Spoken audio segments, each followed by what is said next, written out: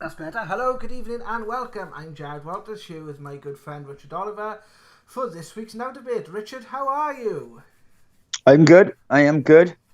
And how has life been treating you this week? Any interesting paranormal news updates and things that you would like to share with us at all? I would like to give send some love and light to the people of Beirut. In light of the big explosion that happened yesterday, which is just, if you've seen the images, it is beyond belief. I've never seen anything like it.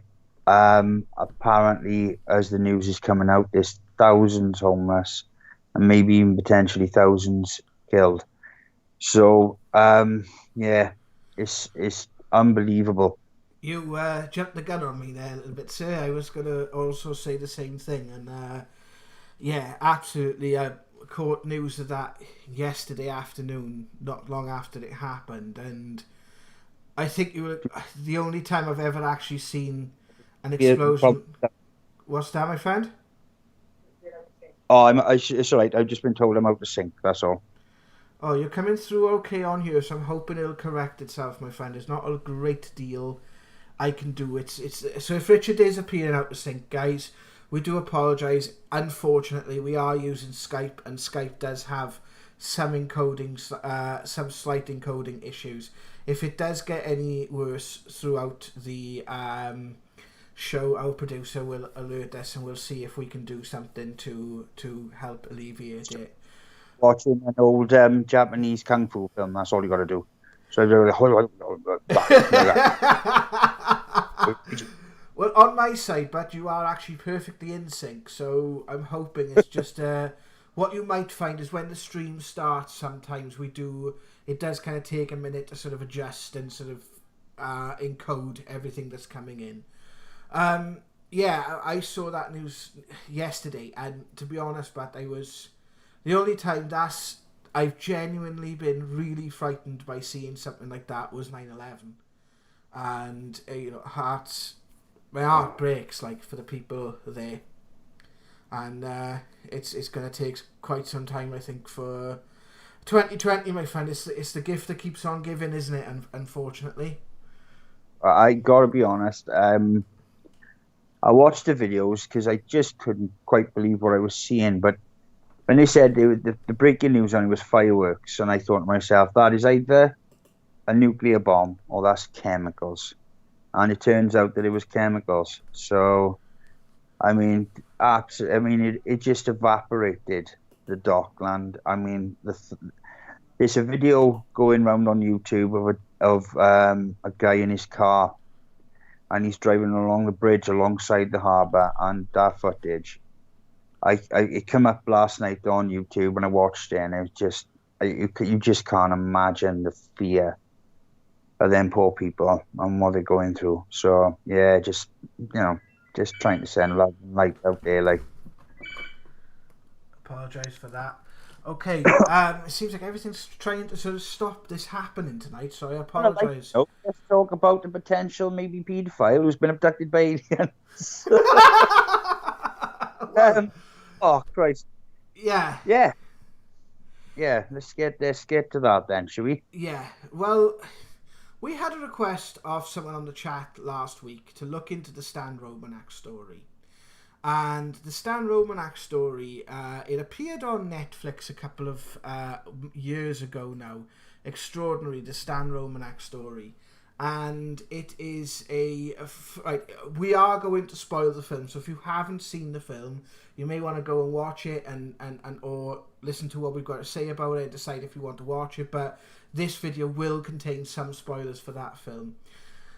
So we were asked last week on the chat to investigate it, and we thought, well, okay, let's take a case that has got a bit of controversy behind it, and let's look at the evidence surrounding it. So the bulk, I think I speak for the both of us, Richard, and please correct me if I'm wrong, but the bulk of our research has been the various articles surrounding the film and what happened afterwards, and obviously Hmm. watching the film itself and having a look at the different evidence that's presented in the film and sort of reacting to it.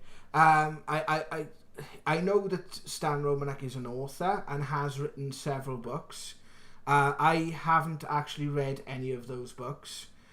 So some of the points we make today may have been covered or talked about in those books. It's just that I haven't personally read it. This video, on my behalf at least, and I think I speak for yourself as well, although I don't need to, is basically our reaction to the film and the things that we saw in the film and a little bit of research that we've done surrounding that over the course of the past week. Would I be right in saying that, buddy? Yep. Just want to give a shout out to Armand Adams as well. Thanks for your comment. Yeah, it's. Do you know what? I've really pondered on this. I did read earlier, right? And I just got to get this out there. I'm sure I read that his name is Stanley Tiger Romanek. Yeah, his middle name is Tiger, according to Wikipedia, yes. I can't help him. You can't know. Is he really Tiger? Yeah, according to Wikipedia, that's his middle name. Wow. Okay, let's go. Right.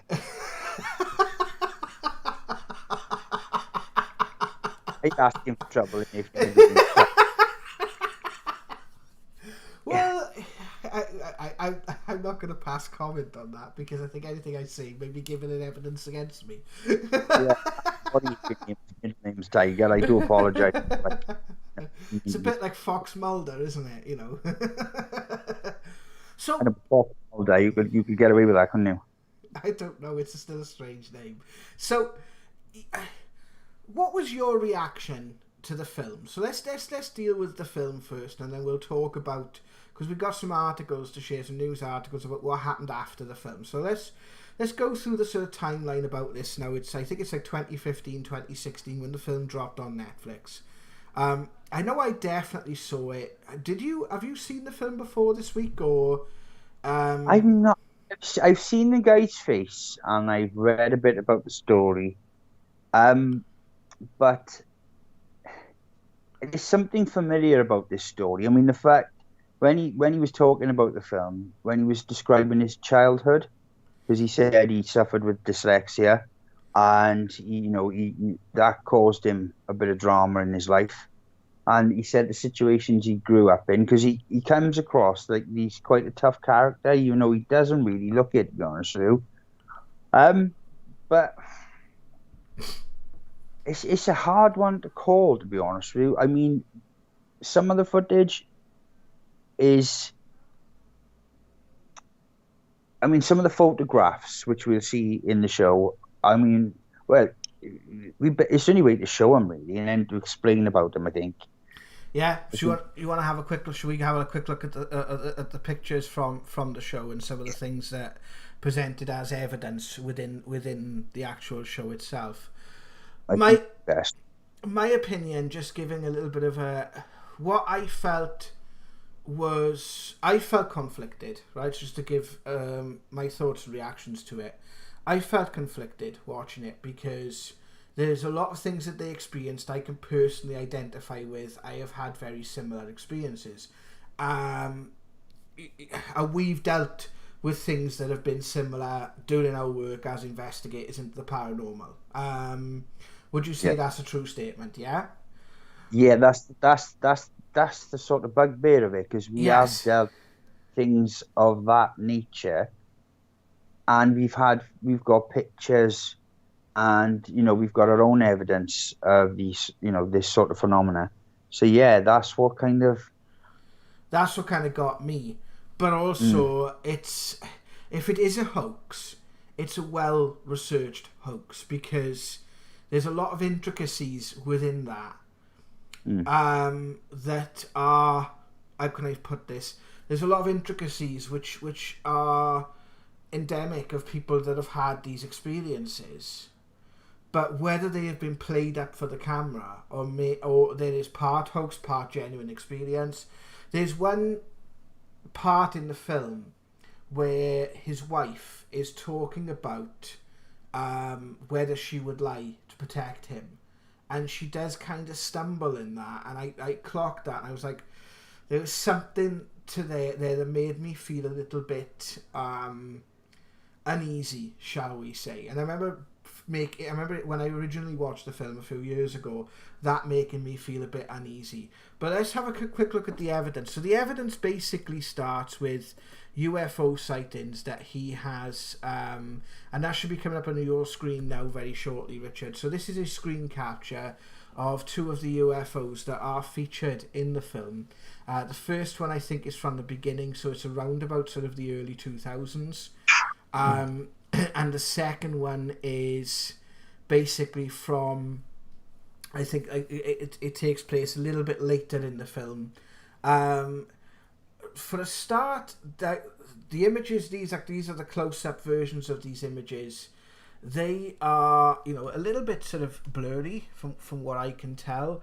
I feel that the one on the left-hand side, can you see the images now, Rich?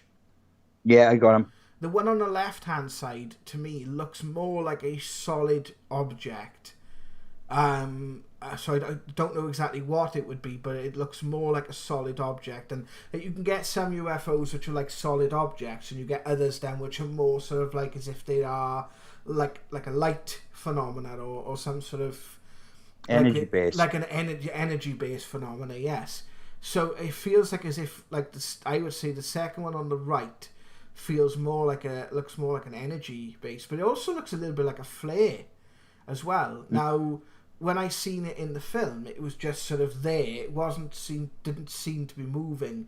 When you see the first one in the film on the left hand side, it is moving, and it's moving in quite an erratic fashion. What's your take on this? Well, considering I'm having, sorry, I got to say, it made me laugh just now. I just seen Armin Adams said, "Hello, Tiger." I was trying to keep my cool, but it laughed.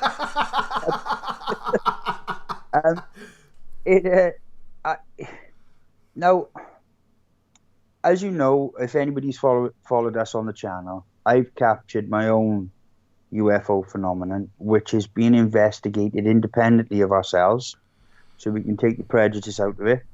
And that's being presented to us next week. Yeah, there's going to be some surprising evidence given about that. I mean, I've seen both types. I've seen the solid form. So you see like the mechanical type of vehicle. So you see the sort of metal of it, the substance of it, and I've seen the energy based ones. So I mean, this is the problem. This is going back early 2000, I believe, when it's not so hard. It was a lot harder to sort of fake these type of things. So I don't know. I mean, this is the way it is at the moment. I mean, this is the way with technology growing and people, having access to digital editing software. I mean, these things are easy to fake, but the fact that this was taken a long time ago, it gives a little bit more credence. If somebody presented me with this, I'd look into it. I'd take note of it. If somebody presented me with these pictures, that's how I feel about it. I would say it would warrant, just on the strength of this, it would warrant some sort of investigation. However, we would obviously have a bit more context for it, because obviously the nature of a film is to tell a story, and this is where I suppose my issue I was trying to bring up earlier is I'm all about the mechanism. I'm all about, like, if you're having these experiences and you're having over a certain period of time, you get some sort of an idea as to how it works. Now, you look at, like, we'll talk about this as we go on into some of the other evidence that we presented, but you look at the skull group experiments, for example, there is a sort of a methodology as to how these things came about, and that doesn't seem to be as investigated. I know obviously it goes into the regression in the film and the different experiences he had during that, but I would be interested more to see more of, like, with the evidence that's presented in the film and what we're going to show now in a second, more of the sort of what happened, how could this have happened, a more sort of analytical sort of viewpoint to it that than is presented in the film. So we'll move on to the next slide then. So this is a sequence in the film where he is filming a window, and it looks like this translucent creature is doing, playing a game of peekaboo. Basically, it's kind of going peekaboo, Which is what aliens do when they've travelled peekaboo. across the universe. The first thing they do is go and through the windows. I mean, they might not have windows on spaceships. They might be.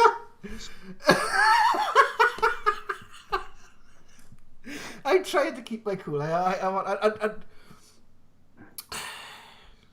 The blinking. I got to be honest, right? I've looked at this, right? I'm being a bit of an avid artist myself. I've made puppets, and I've made quite a few things over the years. But if that was a puppet, that's pretty well made. That is very, very, very well made, because you've got people saying about its head movement, and there is also his reaction, which is a little bit suspect, right? Yeah. Now, I know people who have just seen the slightest of paranormal events, and they have lost their marbles, Yeah, right? absolutely. It'd be the same as if you put a tarantula on me, you'd have the same reaction, right? It would be, I wouldn't keep my cool. And his reaction is quite something to see that being outside of your window. That's a bit ropey, but the being itself, it is. If it is a fake, it's very, very well done, because you can make puppets that blink and different things, but that takes a lot of work. And knowing the people he had round him, and he did have paranormal investigators around him quite often, it would have come through. It would have slipped up. It would have been noticed or seen. So I don't know. Well, there are people that have spoken out saying they have found the mask, and it was actually a mask that it's someone either with a mask or a puppet on the string, like you said. And I have got an article to show later with regards to this from a special effects company that talks about the puppet stuff with it. So I will put that in the description below for any of you guys that want to sort of have a little bit of a have a little further investigate for yourself. When you talked about the reaction, now when I had that experience years ago, having the figure in my bedroom, I wasn't like that. I was almost frozen in fear. I wasn't so much like, it's a bit like, I suppose, when me and my partner used to go dog walking and something would go wrong with the dogs, and my partner's always been brought up around animals and spent a lot of her time with animals. If like something happened when I first started taking the dogs out, because it's the first time I had a dog in a while, and the fact I'm visually impaired, and let's say like when our dogs got attacked,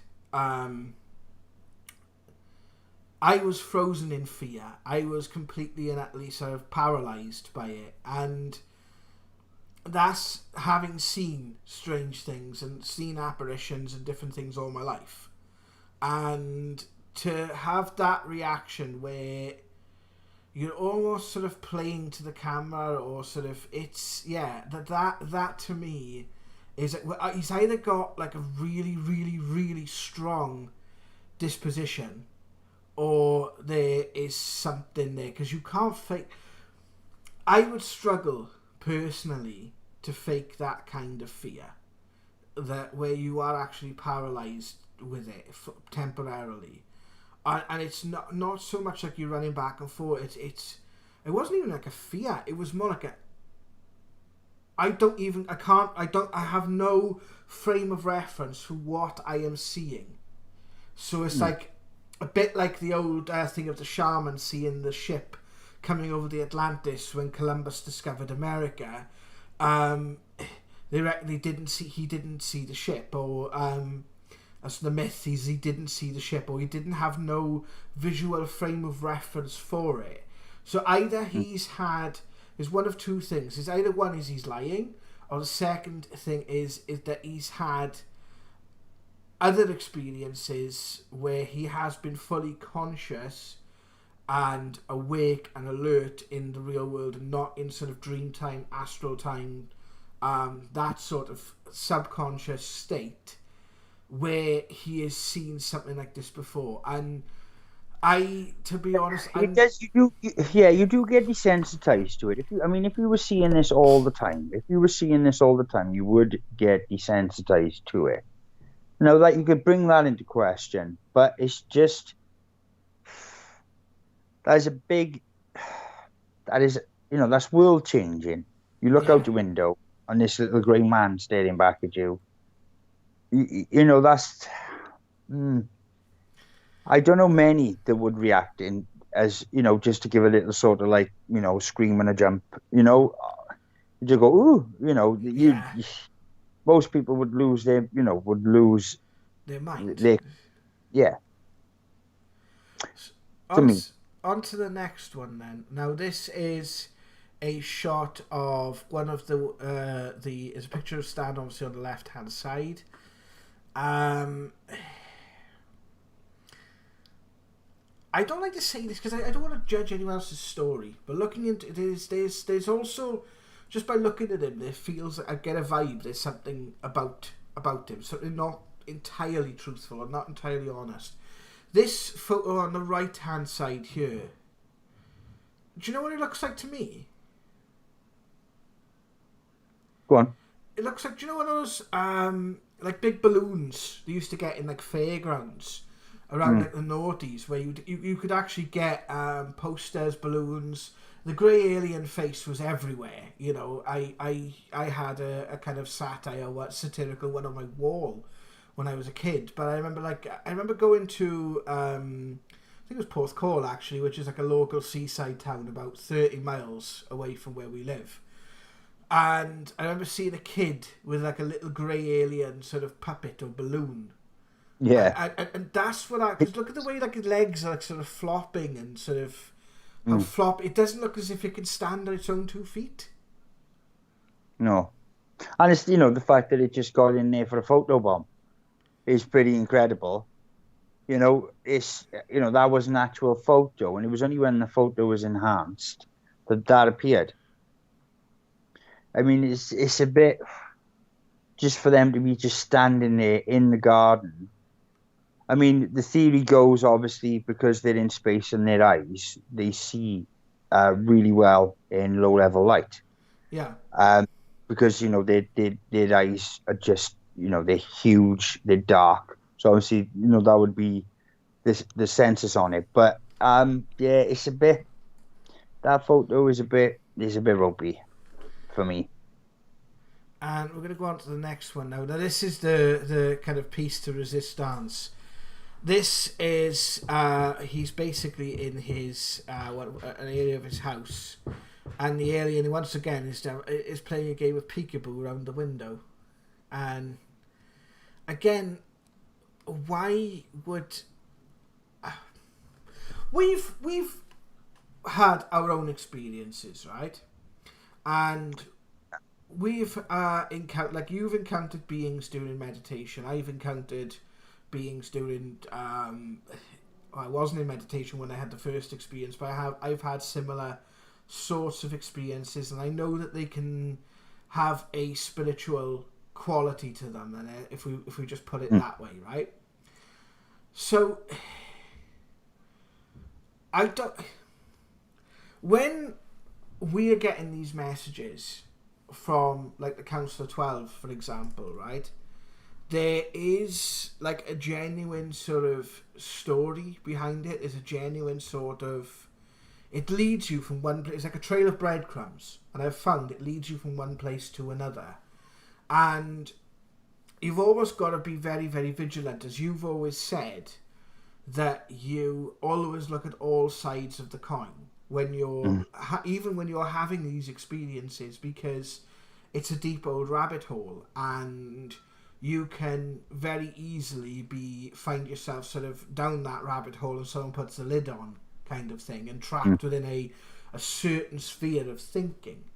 And like, the last thing I would want to do would be discredit someone that is genuinely having these experiences, because I know what it's like myself to have these experiences.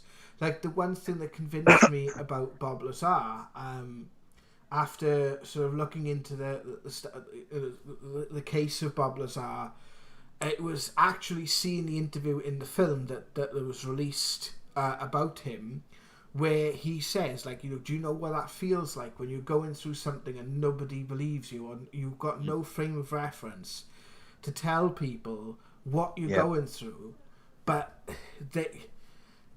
you've got no way of proving what you experienced, but yet you experienced it. So it does put you in a hell of a place.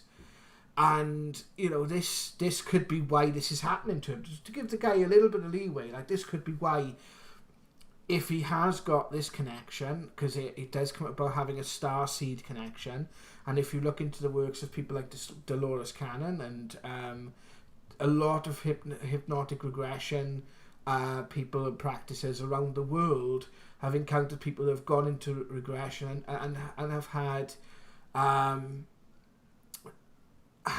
these sort of words come out: starseed, indigo children, crystal children, all these different sort of... Yeah. I mean, did he ever take a lie detector test? Because not to the I best know of my Bob knowledge. Lazar did. Bob Lazar did, I believe. You look at it with Gary's investigation and Kaz Clark with the Penn Turkish, and she did, and she passed. Right? You look at Fire in the Sky, right? The story about Travis Walton. He passed a lie detector test.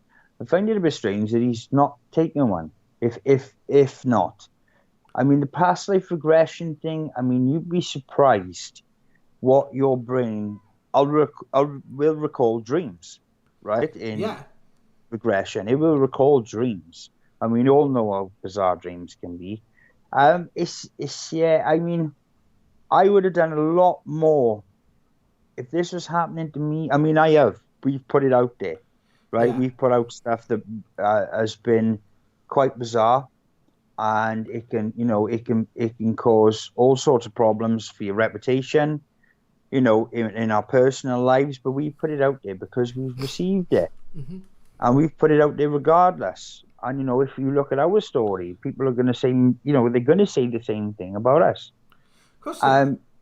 Yes, so it is, it's a very difficult, it's a very thin line that you have to tread in a case like this, where something's going on, with the photographs he's picked up, and there's something that has brought him into this, has brought all this into his awareness. You know what I mean? Yeah. There's still something. If you look deep enough, you'll find that somewhere along the lines, even if these things are fake, there's a paranormal. There's something paranormal in there somewhere. So it is very difficult. I got to be honest. What would be the motive for someone to fake this then? Do you think it would just be for fame and fortune, or do you think it's to sell the books, or? Well, if you look at Scientology, right? And there's a bit of a segue there. Well, if the guy was he wrote the most. I can't think of his name off the top of my head, because that's the one. He wrote the most sci-fi books, I think, ever. And then he created from that a religion called Scientology. Mm-hmm. Now, he made absolute the system itself, the belief itself, the Scientology itself, millions. I mean, Tom Cruise threw millions at it. right? All the celebrities, they threw millions at it. It could be that. Obviously, he's a sci-fi writer. You know, he's got his own personal No, story. I think he's wrote more about his own personal story than other things. But if anyone in the chat, if anyone in the chat has mentioned anything about it or given any sort of opinion, just going to take a quick look at the chat here, Richard. If you just bear with me a second, For we're just going to bring that up on screen now. So, Armin says, "Hello, Tiger. That would be cool. I look forward to the info." I love Stan's. He loves Stan's reaction to it. He actually jumps across the room like the girl. The alien head looks almost rugby-like. I quite like that. Rugby-like. Is that right? And I am reading that right now. Yeah, rugby. It is rugby. It is rugby. Yeah. Yeah. So, if anyone does know, what if anyone's read his books, let us know in the comments below or in the chat if you are watching this, because it'd be very interesting to find out. I assumed, because of what I did look at on Amazon, that his books were mostly about his experience and his research into the paranormal. But just in case I am wrong on that, and I apologise to, if for that I should have researched that beforehand. But I looking at this picture, now that could be a puppet. I'm not going to say it couldn't be, right? Mm. It could be genuine, but it's what's grabbing me. It's the reaction to it. It's the fact that if you were seeing something like that and you were there watching it, or then which is what appeared to do during the film. Again, I am a little bit dubious about it. I'm a little bit sort of like, well, okay, why is it there? And that is solid. That has a solid form to it. That picture that's up on screen at the moment, it has a solidity to it. Mm. So, well, I read a story years ago. I'll have to try and find it because obviously I'm going to mention it right now. But I think it was somewhere in Texas. There was a family, and they witnessed a UFO, and they spent the entire night fighting off what they could only describe as werewolves, right? Right. Now, there was two members of this family's reaction to this night. They survived this night. Now, there's something, right? They encounter of whatever this was. They said they couldn't tell. It looked something like a cross between Bigfoot and a werewolf. And this family had spent the entire night, because they were in a remote farm, and they spent the entire night fighting for their lives. And you could see that in their faces, and you could see that in the way they described the story. And they went through something. They genuinely went through hell. Whether it was people dressed up or somebody was trying to do an experiment on them, they didn't fake this. They went through something. You can see it. As we've been doing this, I've been doing this a long time, and I can tell whether your experience is, something, or if it's just slight, just from a phone call. I've spoke to so many people who have experienced the paranormal. I can, just in an instant, I can tell whether this experience was profound or just a little bit. You just get a little knock or a bang or a bump. And yeah, it's if that was in your kitchen,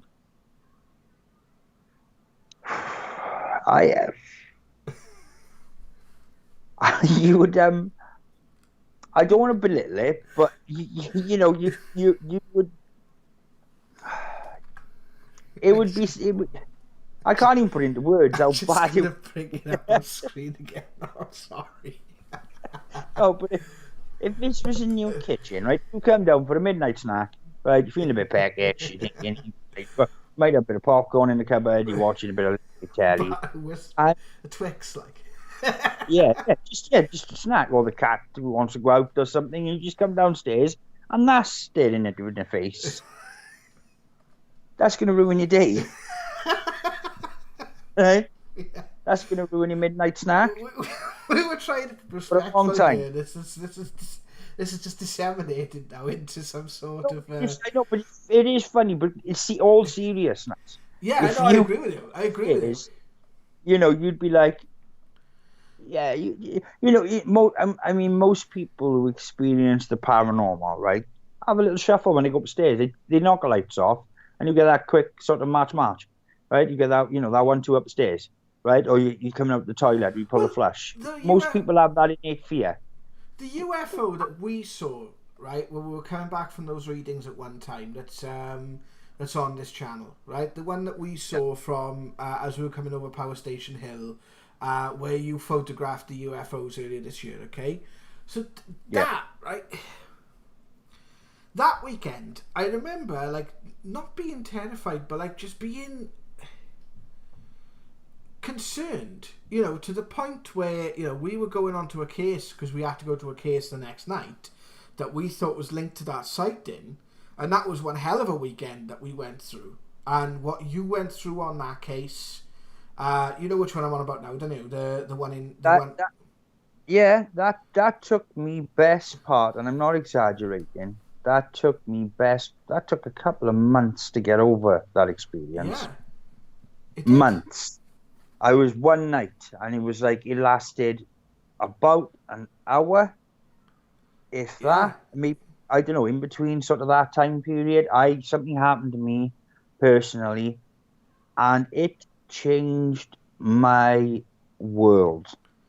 well, Because in that moment, I honestly, genuinely thought I was either going to hurt, like you, Jazz, or the people we was there to help, our friends, yeah, or something worse, or I was going to end up in a mental hospital, or I was going to die, and somebody else was going to be in charge of this vehicle, and it absolutely rocked me, like literally rocked me. Only the fact that the paranormal continued, and I had to sort of pull myself together.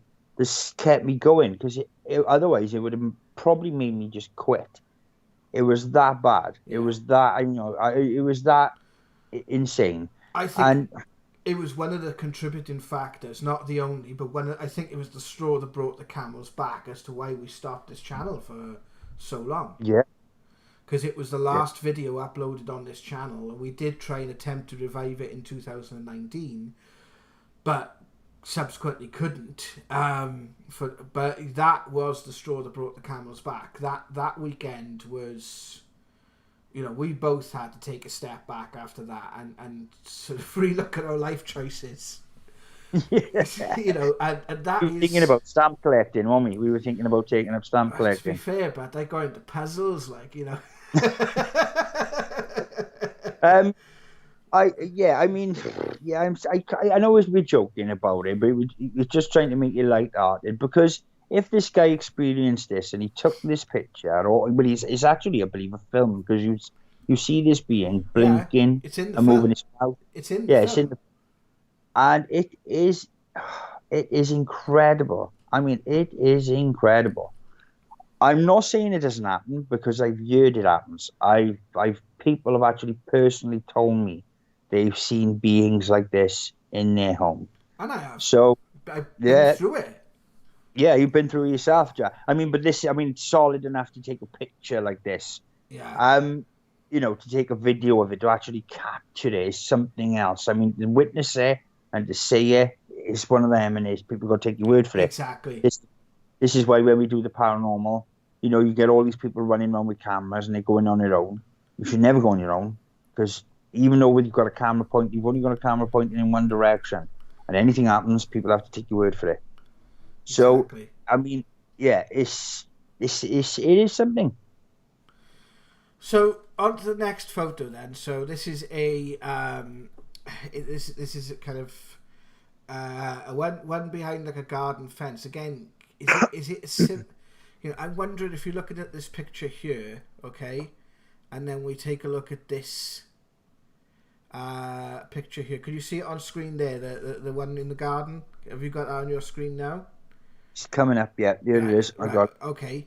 Well, I'll have a quick look at that, and then have a look at this from earlier.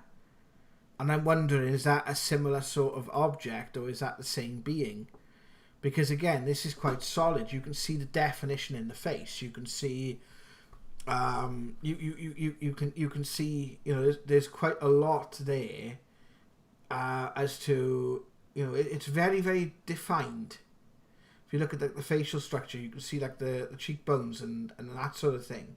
So I would Yeah. again say that is a physical object, or a Yeah. physical thing of some sort.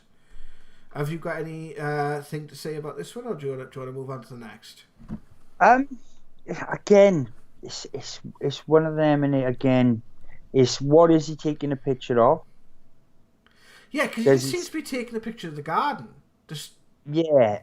Of that's what I mean. It's like it's the setup. What was he taking a picture of? Did he see the being? Why didn't he zoom in? Why? There's questions I would have asked in regards to this photo in person. If I was investigating this, I would have done a completely different investigation to what I'm seeing that anybody has done. So, yeah, there's yeah. a Why lot was more. this picture taken? What was the point of taking the picture? Was it Exactly, was exactly. it was it to was it the fact that something happened in the garden and he just snapped the photo, or was it just the fact that his wife had decorated the new decking or something? And he's taking a picture of it, or that's the thing. Like you said, what is the purpose for the picture being taken in the first place?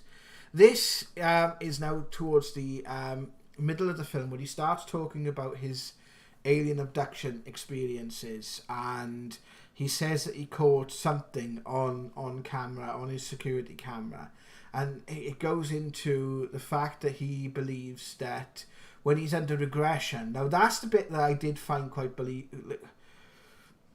I was I was a bit more sort of open to what I was seeing when he was going through the regression and he was talking about the experience he had with the alien children, because there are multiple people who have had these experiences before. Now I don't know if anyone would have know these or have any reference to these, but there was a filmmaker in the 1990s, and back in the 90s we didn't have internet, so a lot of these were on like sort of bootleg films that you would find in sort of market stores around the country. I don't know if anyone remembers the UFO Files documentaries. It's a series of documentaries by I think his name was Ewan F. Grant, who was, I think he's Scandinavian documentary filmmaker, and I think it was like Mysteries of Time and Space Part 1 and 2, and it was like Mysteries of the Mind Part 1 and 2, and there was like one in the middle, and it was like a series of 5 videos. And Yeah, there was interviews on there where people back in the 90s was talking a very similar sort of phenomena. Simon Parks, who has also come out and said about similar sorts of experiences. Maybe not so much with sort of breathing, but like I haven't looked into the sort of like the pregnancy thing, like where people believe they were pregnant and then sort of after a while they're not pregnant kind of thing. But obviously he believes in the films that he met the mother of the child, and there's some sort of like they both had these experiences and then eventually met later on in life. This footage here, to me, just looks like someone stood at a high window shining a torch down on the ground. yeah. That's it. That's all it. That's basically.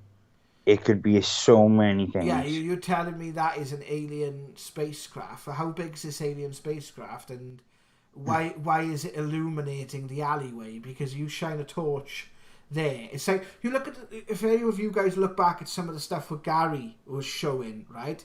The Denby Lights video that we did on this channel, where he's seen the UFO that was shot in Denby, right? And that was one of the things Gary actually looked into, was the lights they were seeing actually reflecting upon the landscape. And one of the strangest things about the Denby Lights case, which Gary investigated, was the fact that they would. there was very little to no reflection of the object. You know, if I get one of your sort of high-powered torches we take out an investigation, Rich, and I stood up my back, you know, I stood out the window that's behind me, you know, and took a photo of my back, then you would get a very similar kind of light. And I would say that is no good as evidence. That would be if no, somebody presented me that as evidence, I'd say I'm sorry, can't use it. It's just yeah. it's it's unusable. And obviously, the other thing which I found quite interesting is he does talk about the injuries that he had afterwards. There's two. This photo is two clips of the film where you've got his arm showing some of the injuries he had from the abduction experiences, and an alien which apparently Stan wasn't around when he came to visit, so he grabbed his digital camera and decided to take a few selfies. So. Again, I'm trying not to take a tongue-in-cheek sort of response to this, but when I'm looking at the picture again, you know, it's looking very similar. Again, you've got the cheekbone definition on the left-hand side, although it is slightly overexposed because of the video. The injuries, now, they are a bit more sort of interesting as evidence. I just like the fact that these aliens can, create wormholes and travel the universe, and they have technology that is thousands of years advanced, but they can't take a selfie. Um, I mean, I'm bad. I'm bad with my Samsung. But I mean, come on. I mean, I can take a better selfie than that now. Like I've had to practice. But it's the leg thing I found a bit strange. The only thing I didn't like was the fact that they didn't present the evidence of him speaking to the doctor and the doctor saying this is paranormal. Yeah. Now, if that had happened, if the doctor had said, "Oh my God, this is paranormal," then I would have been, "Wow, okay, that's a big game changer. That gives credence to everything." Which, I can't remember the guy's name now. I did have it on my notes earlier, but it's completely escaped me. The doctor that there's a doctor in America that passed away now that did do a lot of like implant removal and that sort of stuff. And his name Yeah. completely escapes me at the present moment.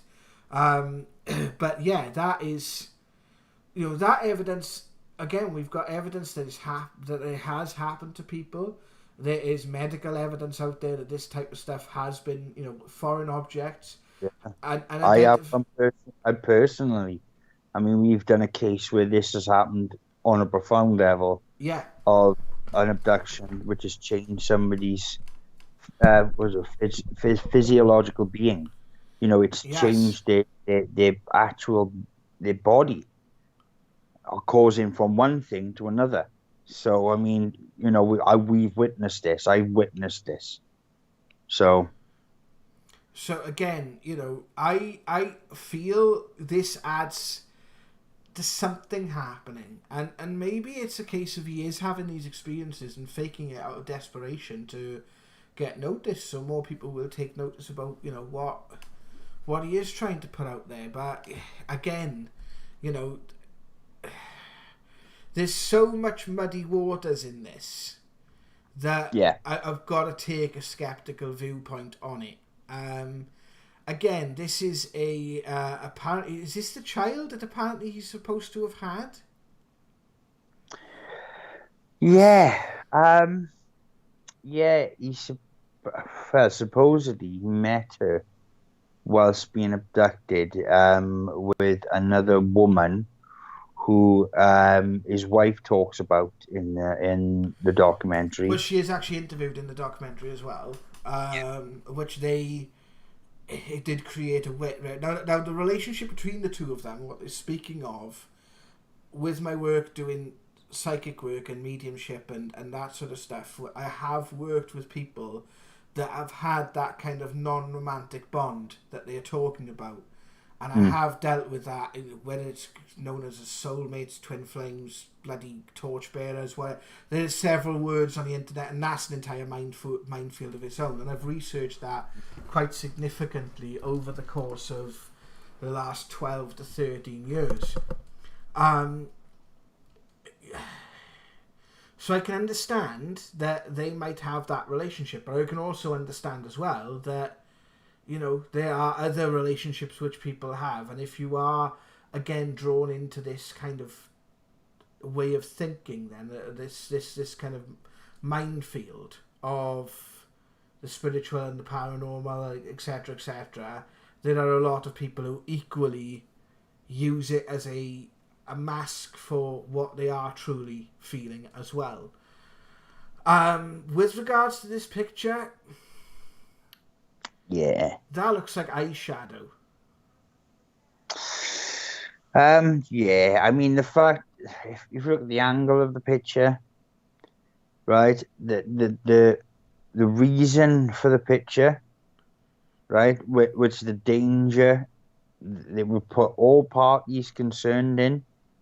Yeah, I'm not this picture. When I saw it on the show, I was like, oh, yeah, that kind of that seems like it's to me that seems like it's trying to promote or make money. When I saw that picture, that's the only conclusion I could come to. And this is the last one with the girl's face underneath the chair. Apparently, again, it's the same chair. Again, like you look at the picture that we show at the beginning of the Now debate, where of the little girl appearing by the skybox, and we show that at the beginning of this Now debate.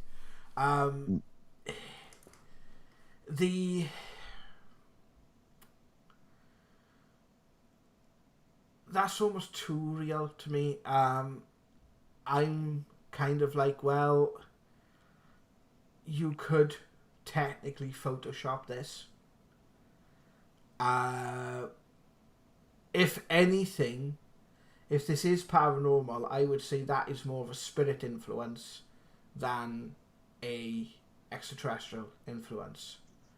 Or it could just simply be a real person that's knelt down behind the chair and it's been doctored post-production.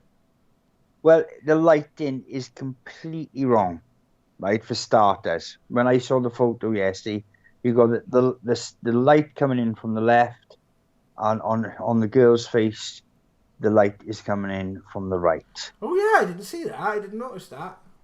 Yeah, I mean that's just there. It is in itself. The lighting is just completely wrong for the picture. So that tells me that was added in after the photo was taken. Yeah, I mean, like I said, there's a couple of things that we know because we've investigated them. This is the problem. And then there's things like this, and you go, you know, he was trying to sell. I mean, if you go to the chat, I believe Emma's put some information about some of his books. Oh, thank you, Emma. So, I mean, I think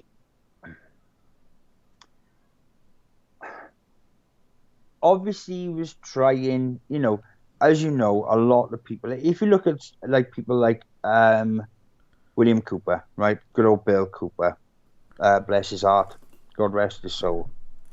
Now, the way he went about talking about the things he'd experienced, completely different ballgame, right?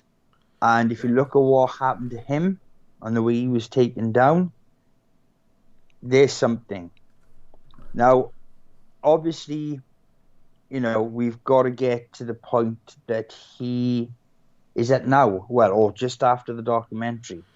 We're gonna bring that up on screen now, very, very briefly. I'm just gonna bring that up on my web browser here. We've got an article here, which is the article about the conviction, because he was convicted.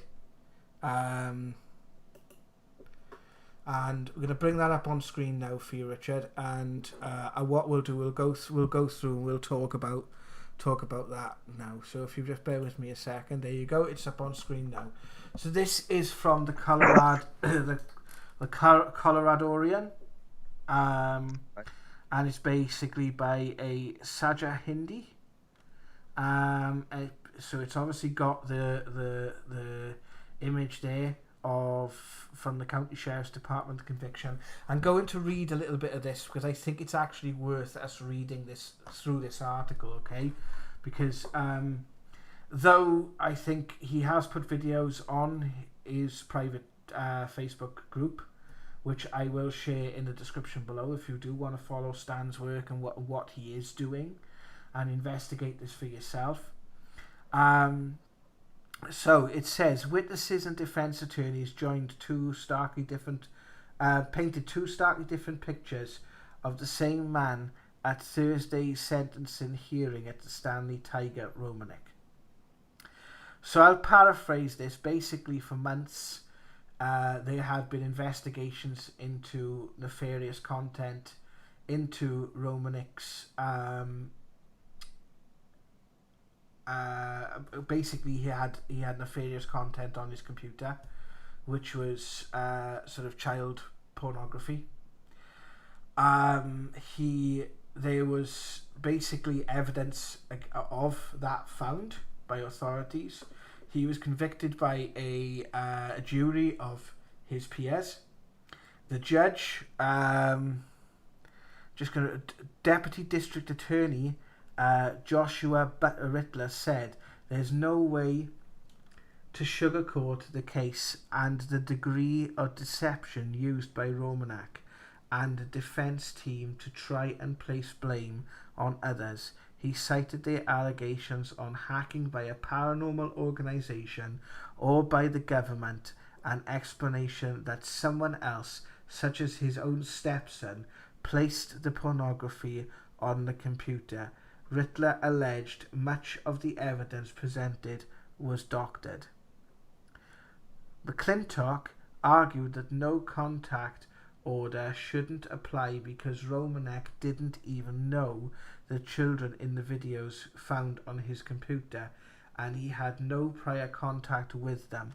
So part of his sentences, I think he had 2 years basically in a community correctional facility because the judge felt he could be rehabilitated, and he had a 10-year probationary sentence, I believe. The treatment in community corrections that Romanek would be subjected to, McClintock contended, would require him to admit to more things than he was convicted of. But Blanco, I think it's Susan Blanco, the name of the judge, but Blanco was not convinced, saying regardless of whether the victims' names are known or their current ages, because the other argument was the images and the content was so old that those children would be in their 40s now, and they would say, well, every time those videos are watched by someone, those people are re-victimized. Now, I am no stranger to what governments will do to silence certain people. It's been in the mainstream press. I am no stranger to what, come on, we had Hackgate in 2011 where a mainstream news outlet basically it was a mainstream news outlet basically was convicted basically of hacking the phone of a family of a murdered child. So we know there are people that will do abhorrent things. However, there's also, I did investigate this, and I talked to someone today that I know of who's well acquainted with technology, hacking, that sort of thing. If someone was to place that information on his PC, they would have had to have several things. They would have to have had contact with the PC, first of all, in order to implant a program which will allow them to access the computer remotely at a later date. So if it is a setup, it's more likely it's someone he knows, rather than someone that's like a government agency or that sort of thing. Also, there are markers and there are ways of tracing on a PC whether something was downloaded from the internet or whether something was placed through sort of like a peer-to-peer transfer, which is what Yeah. happens when you take one thing from one computer and put it on another. The site BitChute, for example, which is why it's called BitChute, is designed as a peer-to-peer in the sense that it's several computers sort of talking to each other and exchanging information, and we take a bit from there, bit from there, bit from there, bit from there, bit from there, and that's how it's downloaded. So you can tell if it's been done in that way. If it's done through like a USB or some sort of file transfer, there are ways that you can tell that as well. Now, for there to be a conspiracy against this person, and it was that high level, I very much doubt he would have got his content on Netflix for a start. And obviously Netflix took that down soon after the conviction. The film was taken off Netflix. But I think that, you know, if it was that much of an issue to these people, you know, we've well, even that night, that weekend that we talked about earlier, today, you know, earlier today, we found that we thought we were being followed at one point during that weekend. Now, whether that was down to our paranoia, or there was something genuinely going on, or it was, you know, it was something else, who knows? But again, you know, we know this kind of thing can happen. I suppose when it was first brought to my attention, it reminded me of the scene from the X-Files movie, Fight the Future, where Mulder basically gets an informant about UFO and alien activity, and the guy subsequently ends up having, you know, inappropriate material on his computer, and that is covered actually in the X-Files film. So I have no doubt that there are things that are done to discredit people. Do I think that Romanek had enough credibility to be discredited? Very, very unsure of that. I would probably err on the side of no at this, with the absence of any sort of empirical data. And this is the thing, and this is where we've got to kind of stand with this, right? Is that, you know, is it possible this isn't fake? There's always that chance. There's always that one chance where it isn't fake. There's always that one time. There's all, you know, all the odds in the world are always stacked to one. There's always that one time where it could be real. What he's done with the multiple things that are shown that are questionable is diluted that one chance. And there's sooner or later got to come to a point where you're saying, well, you're putting the bits of the pieces to the puzzle together here. You know, I am not judge of this person. I don't know enough to say whether or not he was convicted or wrongfully convicted. What I'm judging is the evidence. Did he experience what we are asked to believe as viewers of the film? If I was investigating this case, I would have some very severe doubts about what I was being shown on the strength of what I've investigated with regards to that particular film. That's my personal opinion. What do you think, my friend? Well, I think with the convictions he had, why did they look at his computer when this stuff is rife? Why did they why pick on him? Why search his computer? What information did they have? Who grassed him up? How did they get hold of it? What led them to it? I mean, the evidence, some of it is, like I said, sorry to cut you off, I meant to leave something in it. According to his official link, which I will put in the description below, he has had videos where he has talked to an investigative journalist and said that he had contacted the police department several times throughout the years prior to the conviction to say that he had some sort of hacking activity on his PC. See, he said he'd been hacked. They come and checked in and found That no, this. I mean, you wouldn't alert the police to look at your computer if you had stuff that you didn't want the police to see. So I mean, this that's questionable. As for what he went through, um, like I said, we know people who have gone through it, right? The evidence he has for it. I mean, some of it is very questionable, and some of it is incredible. And if it is fake, I'd like to know who did it. Um, it's because it's amazing. You can all say it's puppets and it's this and the head movement and all that. These beings, you don't know their physiology. You don't know what how their bodies work. You don't know nothing. We don't know nothing at all. The only people who might know is the government. But I mean, so I'd like. There's a part of me would like to think that it is true, and there's a part of me thinks this. If you fake one thing, the problem is it makes it all fake. Yeah. If one thing is that questionable, like them photos, like that photo of the little girl, like the photo of the girl on the plane, it brings into question everything. You've done it. If you do that, you've ruined it all. It's all for naught. So it could be real, and he's double bluffed in himself. Trying to make more of it than it was, or trying to because that's maybe something he witnessed or happened to him, and he's like the cry wolf. He's done it to himself.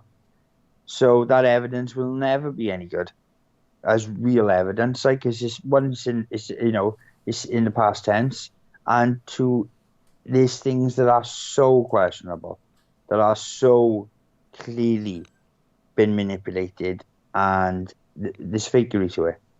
So yeah, that's what it boils down to. It'd be unfortunate if it was true. I would really feel sorry for him if he has experienced any of this. That he's done for. It's like the Black Mountains case where they went away um, from the log cabin, and they came back and they filmed something. Now I've seen the film. It's very difficult to find. If we find it, we'll put it on the channel. And it is of the most incredible light anomaly I've ever seen. I've seen with my own eyes something similar, but I've never seen anybody capture. And it looks like an angel, a fairy. I can't explain. It's a ball of light. And the military took the picture, and by the time he got it back, the damage that had been done to the film, it'd been so messed with, and it's kind of like that. He's kind of, that's happened. This story doesn't matter whatever happens in the future. He's gonna find it hard to get anybody to really believe it. So that's it. That's what it boils down to. It's one of them. Like as it stands, from what I've seen, there's a lot of fakery.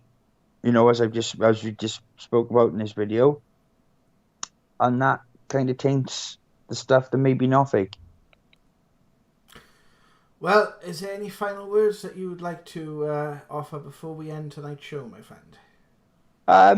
No, I think we covered it all in that video. I just like to say, as usual, love and light to all the paranormal peeps. Thanks for watching. We've got a couple of good, really interesting things coming up over the next couple of weeks. So stay tuned and keep watching our videos, guys, because it's going to, well, if with Gary Jones. We've got Gary Jones coming on next Wednesday to do his independent investigation of your UFO sighting and everything that happened there. And this is going to be interesting. It's going to be interesting for myself because I've heard what he's had to say, and he's got somebody else to look at it and what they've got to say. But when I haven't seen it, the presentation of it yet, and how he's going to present this. It's going to be really interesting. I can't wait. I'd like to give a big shout out though to Adams for his comments, and Emma for her comments on the book that Stanley wrote, and just say thank you for coming on and giving your opinions and being on the chat. Give her a shout out. Yeah, just stay watching, guys. We got more coming. We got because it's building up at the moment, obviously because of lockdown. Everything's been locked down, and you don't want to take advantage of it. You don't want to be out. There's a lot of paranormal groups who are just, regardless, are just going everywhere, and it's getting ridiculous because they're just the titles and what they're showing as evidence and what they're doing is a bit of a farcity. So yeah, just stay with us, guys, and I'm hoping this next lot is going to be surprising. And well, yeah, we are going to be we are keeping to this regular Wednesday night time slot for the Now Debate, and as and when we do get new footage and things that we'd like to share, we will be sharing them as videos on the channel as well. So every Wednesday 8 o'clock, that's going to be our time to present some Well, no, good I was stuff. thinking next. Well, I was thinking next Wednesday. We may have to go a bit earlier because you know what Gary's like when he presents his Yeah, evidence. yeah. And I've got work. I'm working, and so we might maybe start a bit earlier if we could sort something out. Well, you want me to? If not, we'd be at a date, but maybe we might be a bit earlier. Well, what we'll do is we'll alert you guys on the channel because we'll be sorting it out this weekend. So I'll make sure there's an event set up this weekend on the channel. It'll appear at the bottom of the screen on the channel, on the main channel page, youtube.com/paranormal now, and you will be to see the time there. But we may be a little bit earlier. But normally Wednesday nights around 8 o'clock is. We will continue presenting evidence and continue having these discussions of the paranormal. And I'd like to say thank you to everyone who watched last week's Now Debate, which is now standing on about 300 and odd views. We are going to do more of these style of broadcasts because it's like the Skinwalker one we did, buddy. It's on like over like 1,000 views now. And the contributions you guys make in the comments and the contributions you guys make to this channel, if we don't always get a chance to reply, we always read them. The pair of us, we always read them, and we do try our best to reply whenever we can. So thank you ever so much, guys, for tuning in. I'm Jared Walters. I'm Richard Oliver. And love and light to everyone. Take care. Right, our peeps, love and light.